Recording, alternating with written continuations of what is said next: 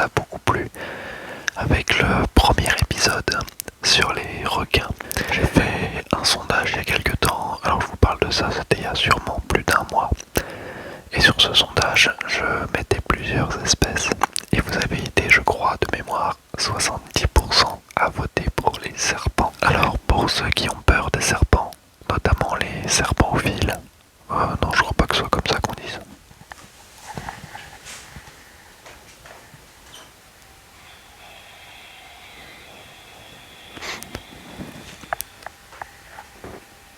Qu'est-ce que je viens de voir? Pour les personnes qui sont atteintes d'ophiophobie, c'est littéralement la peur des serpents, je vous invite à quitter cette vidéo car aujourd'hui on va parler de serpents.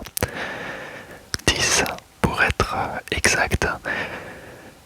On va faire comme pour la vidéo requin, on va prendre les serpents les moins dangereux et on va finir avec les plus dangereux d'entre eux. À savoir, les serpents sont des reptiles à sang froid, ce qui veut dire qu'il faut qu'ils se mettent au niveau des sources de chaleur telles que le soleil, notamment sur des rochers ou autres, pour réchauffer leur métabolisme. C'est pour ça que la plupart des serpents se trouvent dans des pays chauds. En tout cas, je suis toujours autant heureux de vous faire des vidéos et de vous partager ça. C'est un travail monumental pour moi. Et j'espère que vous vous abonnerez à cette chaîne ainsi que lâchez votre meilleur like. Également, c'est un truc que je n'avais pas fait pour l'épisode avec les requins, mais n'hésitez pas à me mettre dans les commentaires le prochain animal ou la prochaine espèce que vous aimeriez voir. Allez, on est parti.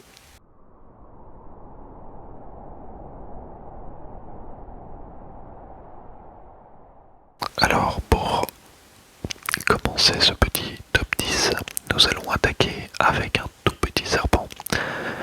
Et ce serpent n'est autre que le serpent de blé. C'est un serpent qui est apprivoisable. Je ne sais pas si ça se dit, mais c'est un serpent qu'on peut retrouver chez certaines personnes qui apprécient les serpents. Ce serpent peut atteindre 7 cm.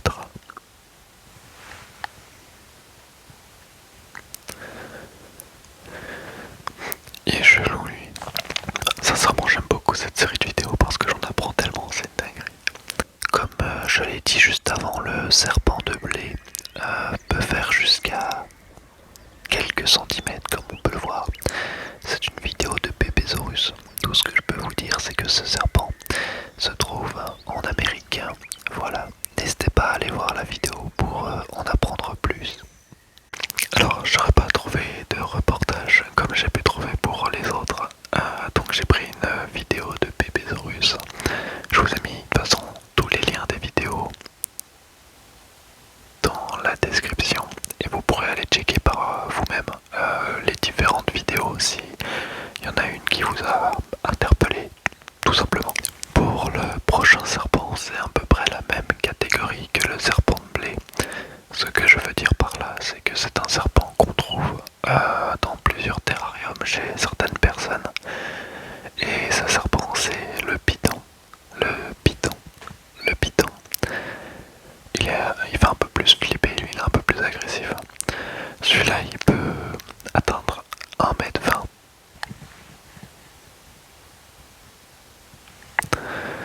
Je sais pas pourquoi il a pas osé entrer. Le python royal, on le trouve particulièrement en Afrique et en Asie. C'est un redoutable chasseur et c'est également un animal que l'on peut retrouver au domicile de certaines personnes.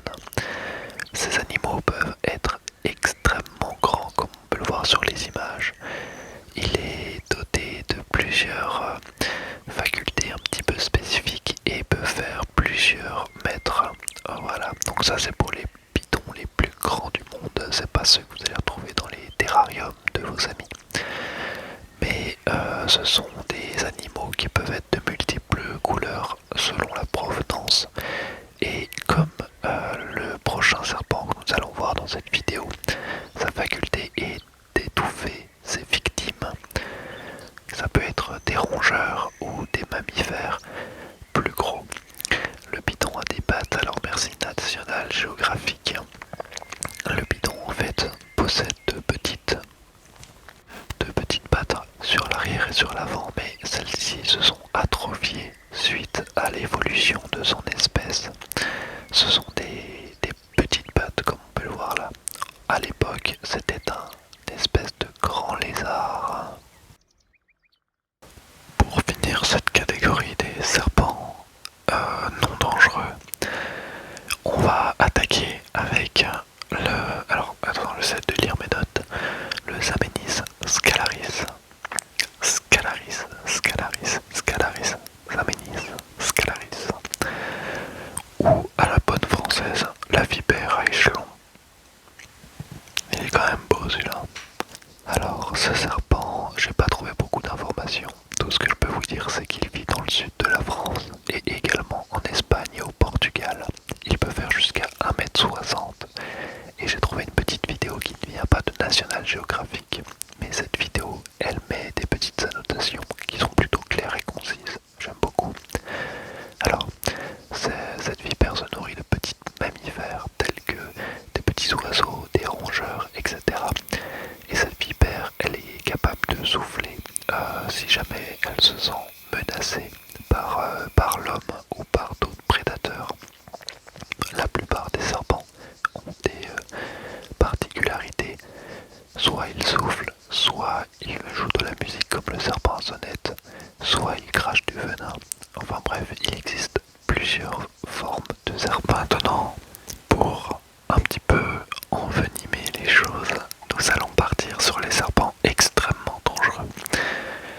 J'ai pas fait de milieu, vous aurez remarqué parce que de ce que j'ai trouvé sur internet, la quasi-totalité des serpents qui ne sont pas dangereux ne sont pas venimeux comme les couleuvres, les pitons, etc. Et à contrario, tous les serpents les plus dangereux, tout simplement, sont tous venimeux. Et à partir du moment où un serpent est venimeux, vous pouvez être persuadé que c'est dangereux. Donc là, on va avoir... Attends, je compte.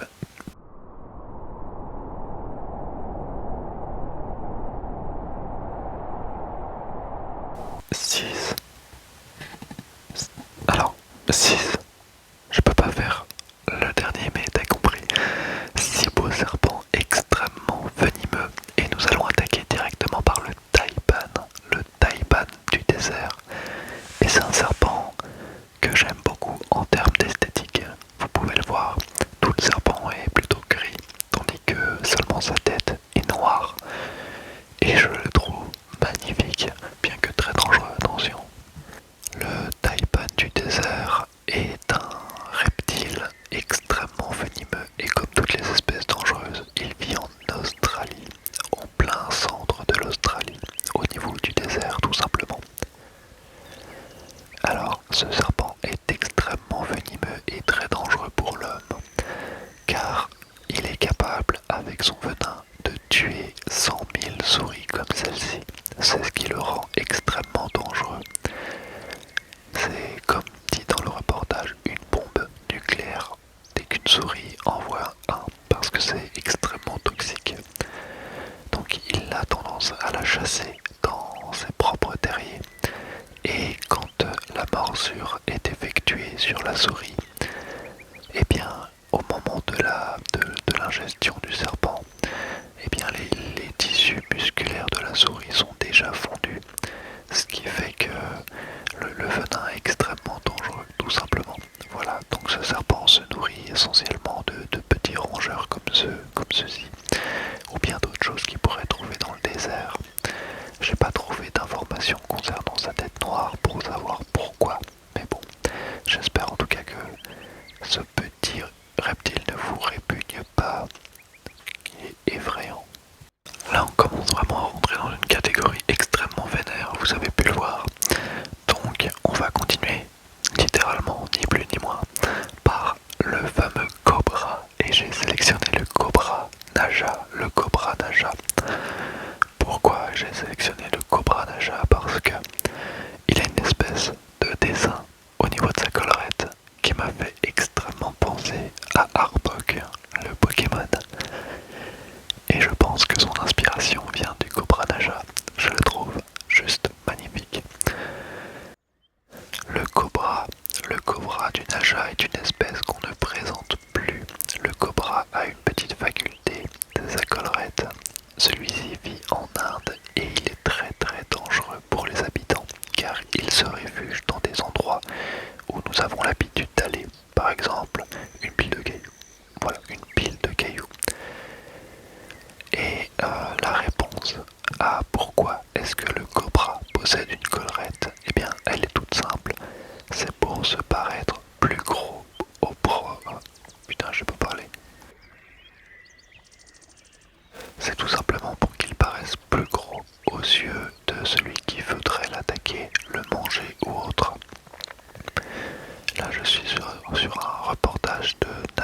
géographique. D'ailleurs, je vous invite à aller vous abonner à cette chaîne. Et le présentateur est quelqu'un qui s'occupe essentiellement des reptiles. Et donc là, ils ont découvert un cobra qui était caché dans un tas de rochers. Donc ils essayent tout simplement de le sortir. Mais ça va pas se passer comme prévu étant donné qu'il y en a deux. Son venin est extrêmement dangereux. Vous allez le voir, il y a un petit schéma juste après, mais en gros son venin est capable de paralyser les tissus musculaires tels que les poumons ou le cœur. La morsure est inévitable. Voilà, dès qu'une morsure a lieu, eh bien le venin se propage dans le cerveau ainsi que dans les poumons et pour finir le cœur, ce qui cause là vraiment le cobra avec sa collerette qui s'écarte. C'est vraiment le serpent le plus connu, je pense. Tout le monde l'a déjà vu, de par Pokémon ou par les légendes ou les photos. C'est quelque chose qui reste en tête. Nous allons continuer la vidéo avec le python. Non, on l'a déjà fait, je me suis gouré dans mes notes. On va continuer ce top avec un serpent extrêmement connu également. Il ne possède pas de venin. Il n'a pas de venin, il n'a pas de venin, il n'a pas de venin. Ce n'est tout simplement que l'anaconda. L'anaconda. L'anaconda. Il est exceptionnel ce serpent. Il peut être très gros parce que c'est le plus gros serpent au monde et il peut atteindre presque 6 mètres. Je ne sais pas si vous vous rendez compte. Ce serpent est tout simplement le serpent le plus gros qu'il existe sur Terre. Même le plus gros python n'arrive pas à sa cheville. Nous allons voir un serpent avec une faculté, encore une fois j'aime beaucoup. Celui-ci a des narines sur le dessus de son crâne, ce qui fait que quand il est dans l'eau, eh bien il est capable de respirer. C'est tout simplement l'anaconda, l'anaconda, l'anaconda. Ce serpent n'a pas de venin, comme je l'expliquais juste avant, car on peut le voir sur la vidéo, il s'enroule sur lui-même, tout simplement parce que c'est un serpent, en plus d'être très grand, qui est très très musclé. Il est capable d'étouffer et d'avaler un homme adulte. C'est assez impressionnant et donc sa technique pour justement paraître plus imposant et pour éviter d'être cueilli comme on le voit sur les images, eh bien il s'enroule auprès de tout ce qu'il attrape. Et je suis vraiment fatigué sur cette dinguerie. Il n'a pas de crochet comme ses congénères, par contre il a une rangée de dents très très aiguisées telles des rasoirs. C'est pour ça qu'il a mordu le bonhomme pour se défendre. Et donc celui-ci a une bouche très très malléable et très élastique, car s'il est capable d'étouffer un homme adulte, il est également capable de l'ingérer dans son énorme gueule. C'est le seul serpent gros tas de muscles que nous allons voir pendant cette vidéo. Maintenant on va passer sur un truc un peu plus agile.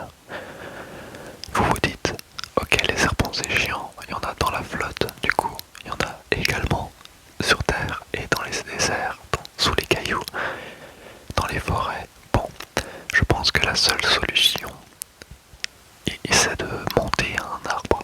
Et non parce que le ver de lance asiatique est là pour vous attraper les potes.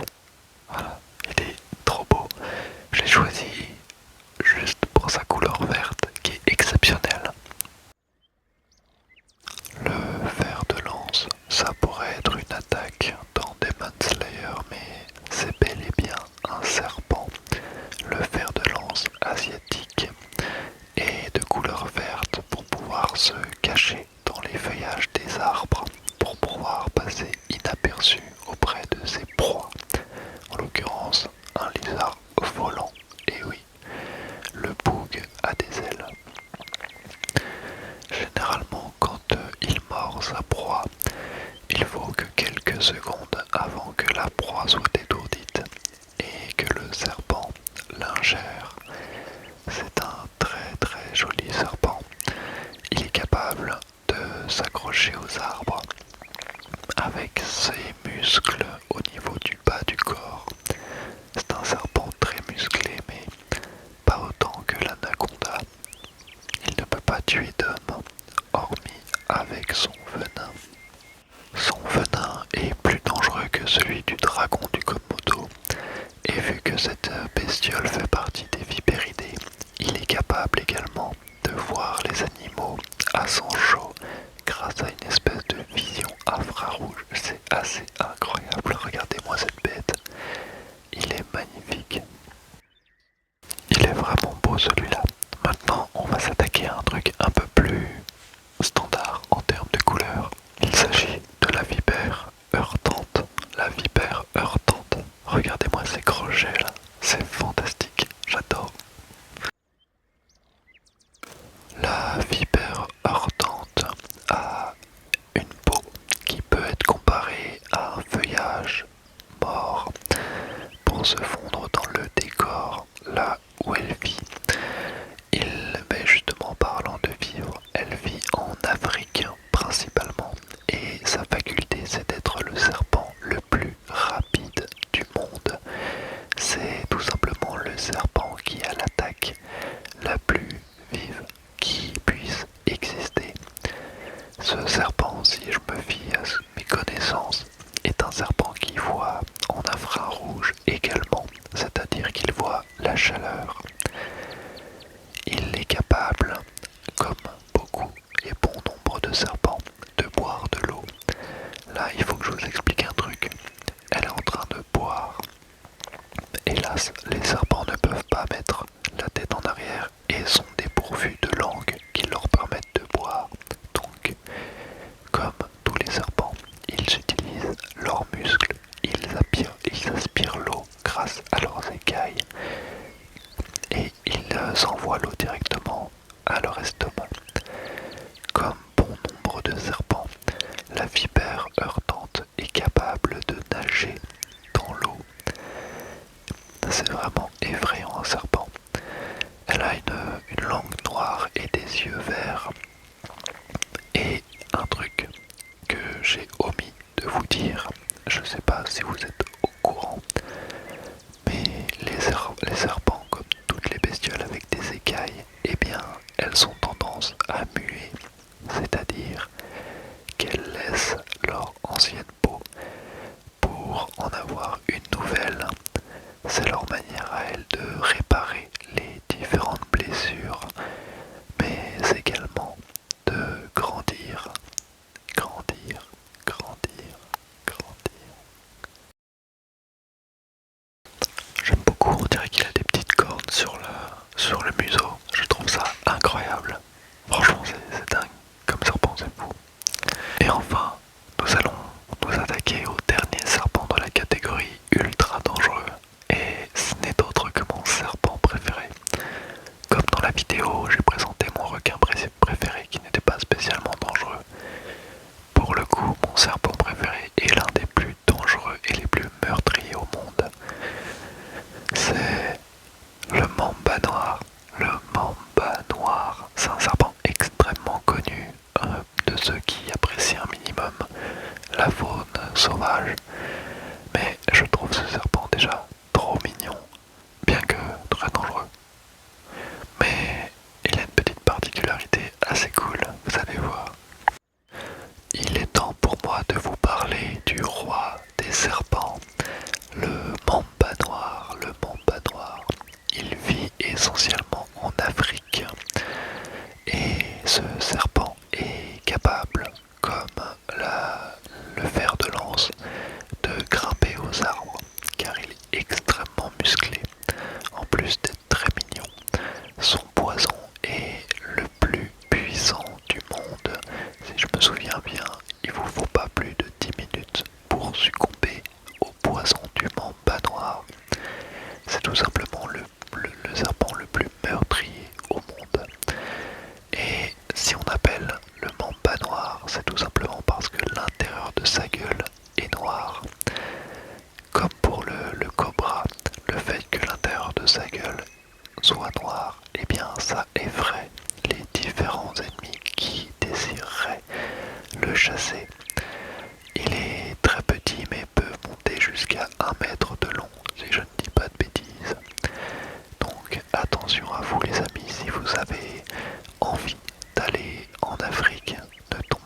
sur ce monstre. Franchement, le mamba noir, c'est une œuvre d'art de mère nature. Je le trouve magnifique. Et là, les potes, là, je rigole plus. Ouais, on va attaquer le serpent le plus dangereux, le plus féroce, le plus grand et le plus meurtrier.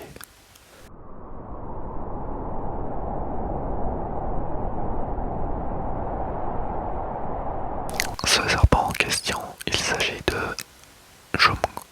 J- J- Oh putain. Jum... Jum...